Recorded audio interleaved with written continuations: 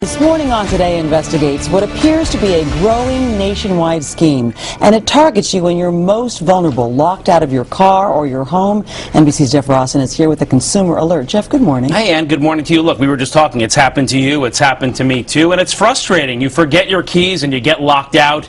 Desperate and standing outside, you call an emergency locksmith. But our investigation found some locksmiths are preying on customers, charging outrageous fees, and even using intimidation to shake you down for cash.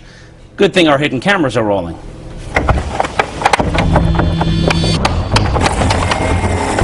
Why is this man breaking into our house with a crowbar? No comment and walk away. Bye-bye. Why is this one destroying our lock, then running from our cameras? Is there anything you want to say? And why is this locksmith busting our door open with a drill, then demanding we pay him hundreds in cash? I don't have $635 cash. Maybe we could go to the bank or something?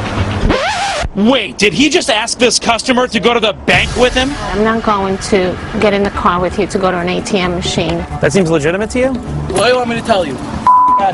What's your name? What's my name? What's your name? Jeff Rawson. Nice. NBC News. Nice name.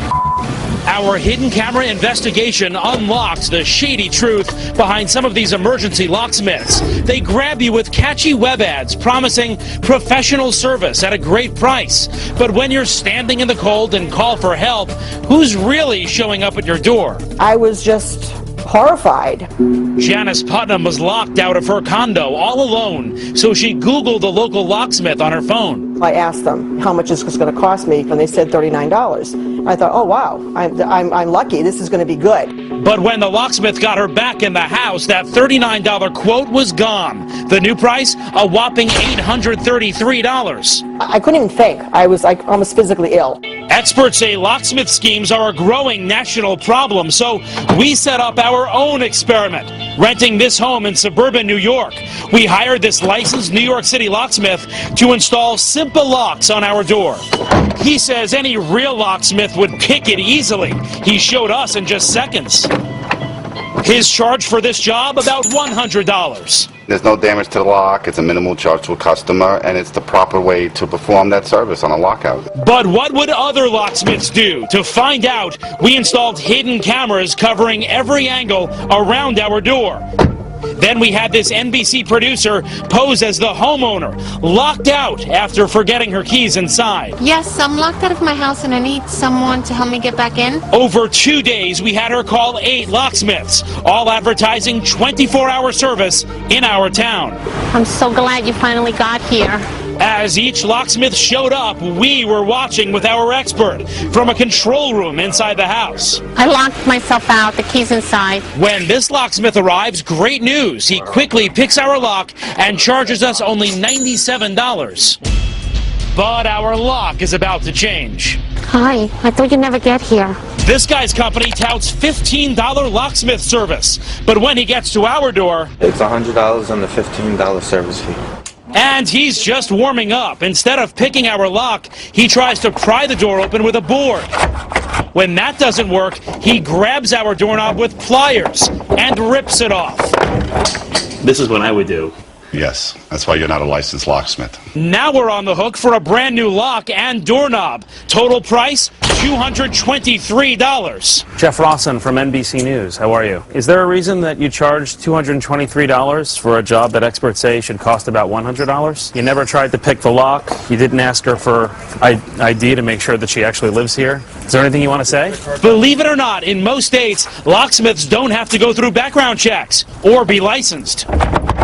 This next guy wrecks our lock and charges us $253. What is your past experience? What makes you a professional locksmith? I didn't say I'm professional. His company later told us it doesn't condone his behavior. After every visit, we had our expert put a fresh lock on, and he says one after another overcharged us. We gotta drill this lock, because that's the only way to open this. This next guy immediately brings out his drill. Oh look! He destroys our lock. then conveniently sells us a new one.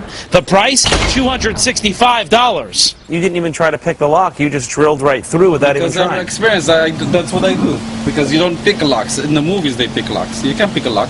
The movies, huh? Remember, our real-life expert picked the lock in seconds.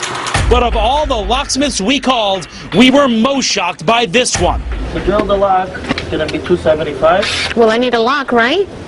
The new one is $225. We're already up to $500, and he hasn't even started working yet.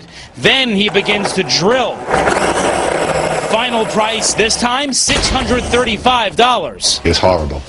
That's ridiculous. It's a $100 job. This is $600 he wants. Even more outrageous, he wants it all in cash. The credit card machine doesn't work.